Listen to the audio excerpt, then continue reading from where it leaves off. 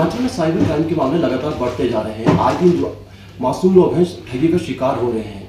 हर साल काफ़ी संख्या में इसके शिकार हो रहे हैं, लेकिन साइबर विभाग भी एक्टिव है और ठगों को काफ़ी समय से पकड़ भी रहा है।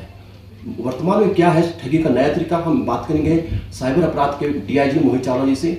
सर, आपका स्वागत है हमारे ईटीवी भारत में। सर, अगर हम बात करें तो आज वर्तमान में जो ठगी का साइबर ठगी क्या नया तरीका है और ठग किस तरह से, जैसे सोशल मीडिया, आज काफ़ी सोशल मीडिया का ज़माना है, तो कैसे कैसे ठगी होगी सकते हैं? एब्सोल्युटली। आपके सब व्यूअर्स को हमारी तरफ से जय हिंद। हमें एक चीज़ अंडरस्टैंड करनी पड़ेगी कि जिस तरह से डिजिटल पेनिट्रेशन हुई है, जिस तरह से सर्विसेज का विस्तार हुआ है, आज हर कोई इंसान कनेक्टेड है, चाहे वो गवर्नमेंट सर्विसेज हो या एजुकेशन प्लेटफॉर्म हो या मेडिकल प्लेटफॉर्म हो, इवन प्राइवेट सेक्टर हो। तो जब इतना डिजिटल पेनिट्रेशन बढ़ेगा तो लाजमी है कि कुछ ना कुछ शरारती तत्व और इसमें क्रिमिनल्स भी है, परपेट्रेटर्स भी आएंगे। तो इसके लिए हमारे लिए सबसे बड़ा की है अवेयरनेस। तो हम जितने भी उपभोक्ता हैं, जितने भी हम सिटीजन्स हैं, जब भी एक अपने आप को एक्सपोज कर रहे हैं साइबर स्पेस में, डिजिटल स्पेस में, तो उसकी अवेयरनेस और उसकी सेफ्टी एंड सिक्योरिटी के बारे में हमें पता होना चाहिए। फॉर एग्जांपल, हम हमेशा ये एग्जांपल देते हैं कि जब आप घर को कहीं जाते हैं छोड़कर या रात को सोते हैं तो लॉक करके छोड़ते हैं।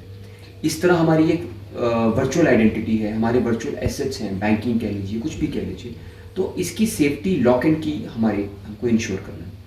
जहाँ तक साइबर अपराध हिमाचल की बात करें, ये सिर्फ हिमाचल का फिनोमिनन नहीं है, पूरे भारतवर्ष में, पूरे विश्व में साइबर अपराधी बढ़े हैं। एक FBI की रिपोर्ट आई थी 2023 की, जिसमें 600 बिलियन अटैक्स हुए पूरे वर्ल्ड वाइड, राइट। तो आप क्वांटम देखिए। हिमाचल की बात करें तो जहाँ पे हमें 100 से 150 कॉल 2023 में डेली आती थी, आज हमारे साइबर स्टेशन डेटा सेंटर में 410 कॉल्स एवरीडे आ रही है। इसका मतलब सिटीजन्स जानना चाह रहे हैं उनके साथ ठगी हो रही है। हमने उसका एनालिसिस किया तो 74% कंप्लेंट्स फाइनेंशियल फ्रॉड की है। इसका मतलब कहीं ना कहीं उनके साथ फाइनेंशियल फ्रॉड भी घटित हो रहा है। स्पेसिफिकली आंकड़ों की बात करें तो 110 करोड़ की ठगी पिछले साल हिमाचल में रिपोर्ट हुई, जो अपने आप में एक बहुत बड़ा नंबर है, चिंताजनक है। इसके लिए हमारी सरकार भी चिंतित है। हमने आग्रह किया माननीय मुख्यमंत्री जी से, और लास्ट ईयर उन्होंने हमारा यहाँ पे विजिट करके साइबर स्टेशन 1 का इनॉग्रेशन किया, जो सारी सर्विसेज को एक प्लेटफॉर्म के तहत हम लेकर आने में कामयाब रहे हैं।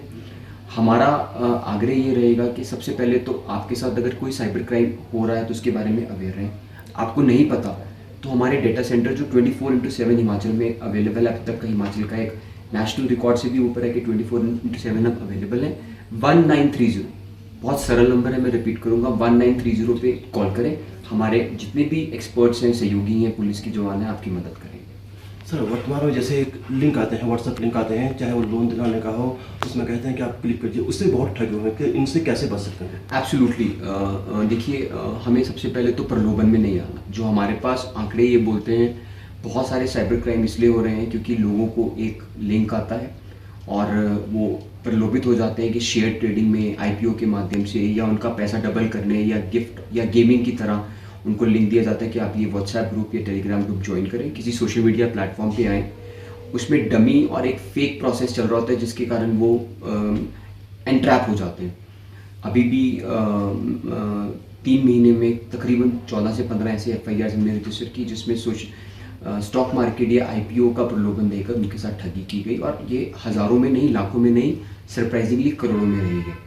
इसके अलावा पिछले दिनों हमने आपके माध्यम से भी आग्रह किया, माननीय प्रधानमंत्री जी ने भी बोला, डिजिटल अरेस्ट के ऊपर बात की गई। देखिए, ऐसी कोई भी व्यवस्था नहीं है भारत के किसी भी कानून में कि कोई डिजिटल अरेस्ट हो।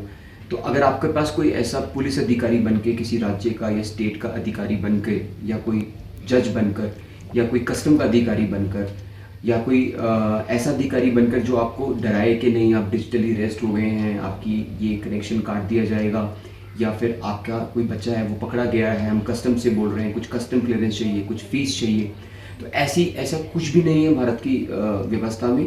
आप इससे बचें, और अगर आपको इसमें कहीं डाउट है तो हमारे 1930 डेटा सेंटर में संपर्क करें। सर, वर्तमान में जो बड़े पर्सनैलिटी हैं उनकी फेसबुक फर्जी बना के लोगों से ठगी की जाती है, तो कैसे इससे बच सकते हैं और कैसे पता लगाएं कि फर्जी है? देखिए, आपने खुद ही बोला कि बड़ी कोई पर्सनैलिटी है, हिमाचल में भी ट्रेंड है बड़ी पर्सनैलिटीज़, या रादर यहाँ के जो IPS या IAS ऑफिसर्स हैं उनके भी ऐसे फेसबुक या व्हाट्सएप अकाउंट बनाए जाते हैं।